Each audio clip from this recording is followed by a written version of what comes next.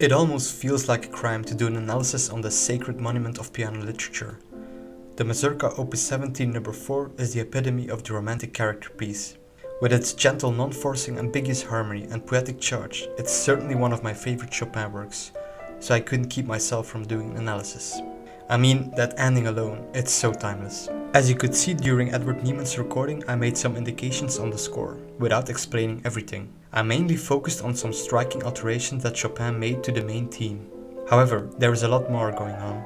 We will now go over the composition step by step and elaborate on these compositional features. If you appreciate the content and the previous videos, please consider subscribing. If you want feedback or help with your own compositions, or if you have any other music related questions, please feel free to check out my Patreon.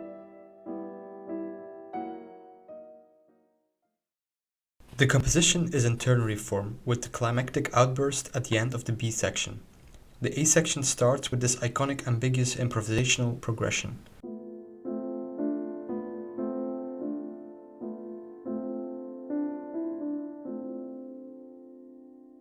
What key are we in? Chopin does not give a clear compass at the beginning. He avoids a classic tonic on purpose. This way, the listener is left wondering what is going to happen. However, Chopin gives the key signature of A minor, so we might go ahead and analyze this passage in A minor to the extent that it makes sense. So we have the second scale degree with A in the bass. Of course, A is the root of our home key, but together with the B and F we are far away from the A minor tonic triad. So we have a second scale degree on B moving to a sixth scale degree on F. This sort of implicates a plagal feeling. He then starts the antecedent of the main theme, with the second scale degree. The first three notes of the theme are motivically connected to the ambiguous introduction melody. The next chord is again the sixth scale degree in first inversion.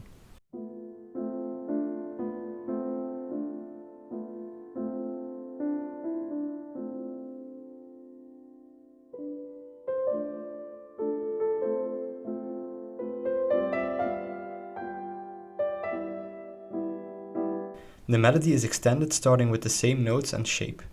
The antecedent ends and Chopin now gives a new idea with the consequent, a two-note downward skip. This motive is used 4 times, moving downward to the dominant here.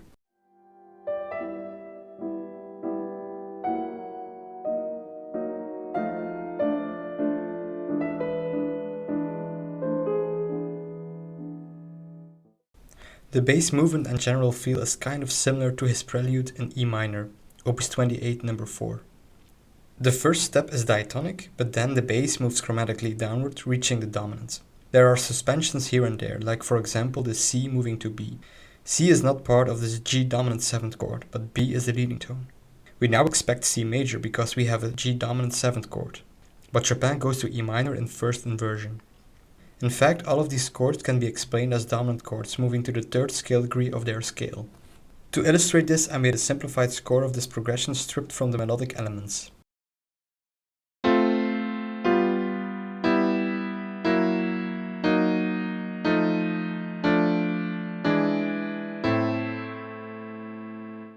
The harmony is as follows. In the scale of C major, we have a subdominant followed by the dominant followed by the 3rd scale degree.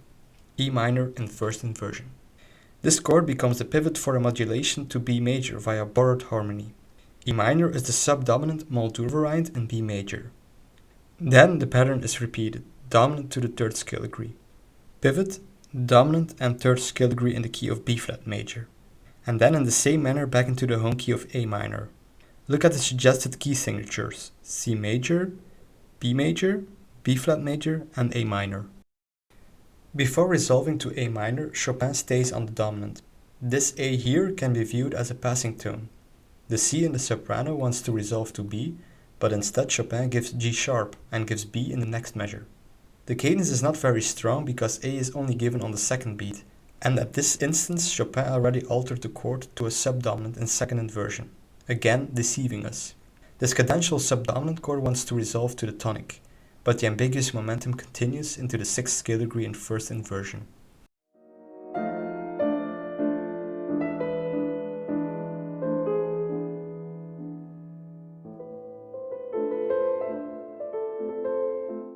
Chopin will now repeat the main theme 3 more times. Every time he does, he reshapes some melodic elements. The first instance is here. We can see that the original melody is present, but surrounded by ornamentations. Another instance is this more extreme cadenza run, delicatissimo. Lovely, right? The original melodic contours are present, but a lot of chromatic tones are embedded in quintuplets. Interesting here is the G sharp against G natural in the bass. G sharp together with B are ornamentations for the ninth A, which Chopin gives here.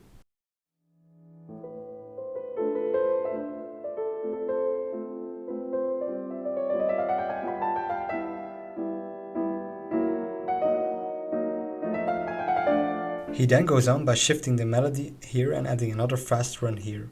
The original phrase is then cut and Chopin immediately gives the dominant chord with the C and G sharp motive, but in a high register now. This chord, where the 6th C resolves to the 5th B, is a real favorite of Chopin. It gives the dominant that extra tension. Frederick Weiner has made a nice video about this Chopin chord. You can check that video here. So Chopin does not end the consequent with a half cadence now, but with an obvious authentic cadence.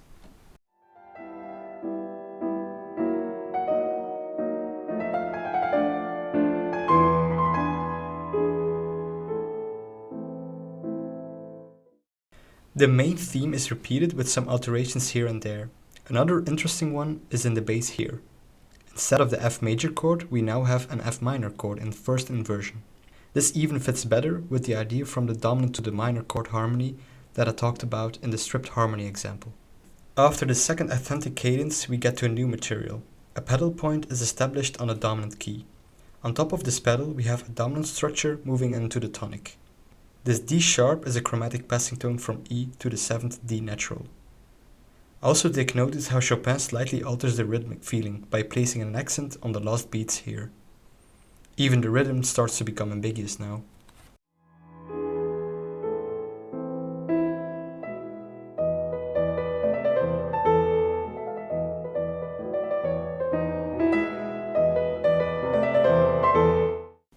This new material is also ornamented in the same fashion: triplets, dotted rhythms, and accaciaturas. The chord in the 4th bar is a diminished chord on D sharp, a double dominant for E. We then expect this cadential dominant chord to resolve like the first time. Chopin does so, but first he gives a spicy line moving briefly into the subdominant, then followed by the dominant.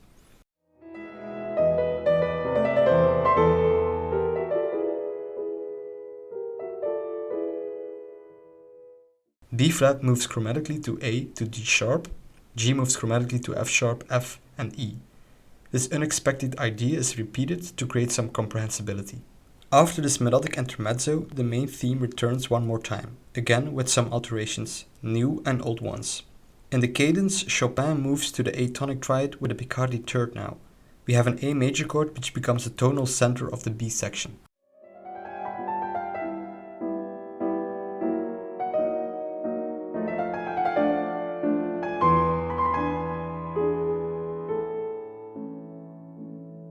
The B section is actually one big pedal point on this A major tonality. Similar to the A section, the main theme also consists of a 4-bar antecedent followed by a 4-bar consequent. The antecedent is a descending melody that is repeated with a slight rhythmic alteration here. The consequent has quasi the same rhythmic pattern, except the melody mainly ascends. It is harmonized over the dominant E on top of the A pedal.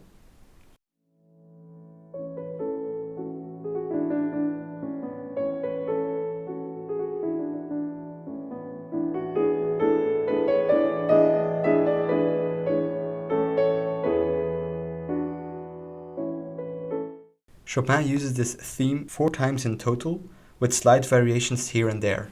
When the consequent is heard for the 4th time, Chopin prescribes a crescendo that culminates in the spicy chord, a typical Chopin outburst.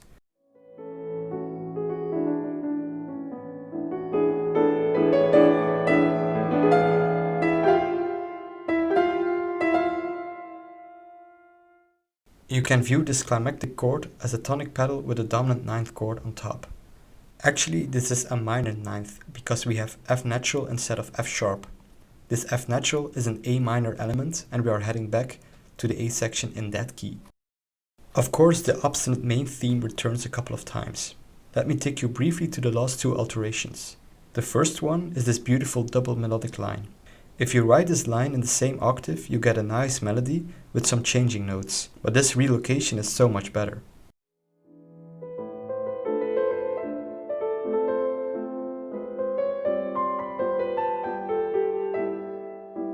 The last alteration of the main theme occurs in the cadence with the dominant chord. Chopin adds a brilliant repeated E note on top.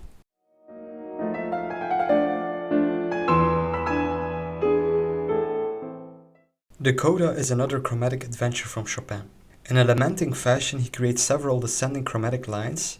These lines together constitute a chain of several dominant chords.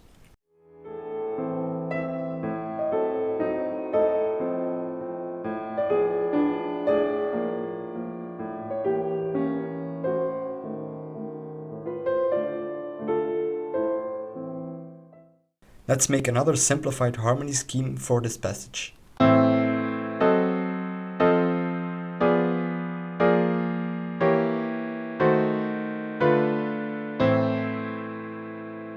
As you can see, these chords quickly deviate from the A minor tonality. Essentially, what really matters is the effect that Chopin creates here. Chopin creates a kind of distance. It's like wandering aimlessly. But just at the moment you think you are completely lost, Chopin brings us home with the head of the main theme. Strikingly, the head of the main theme is now used as the tail of the melody. The harmony of this tail also feels plagal, with a second scale degree moving into the tonic.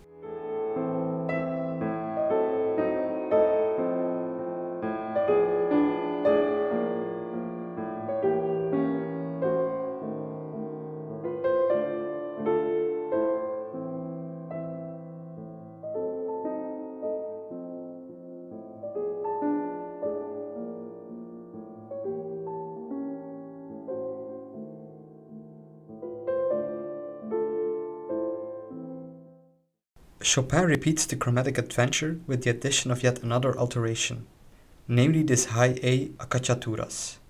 After the plagal gesture, he starts to eliminate the melodic elements.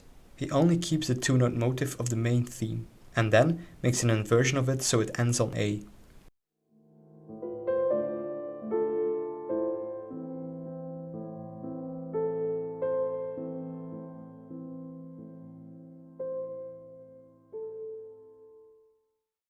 Any standard composition could have ended here, on the tonic. But as genius as he is, Chopin recycles the ambiguous intro, creating a jaw-dropping open ending.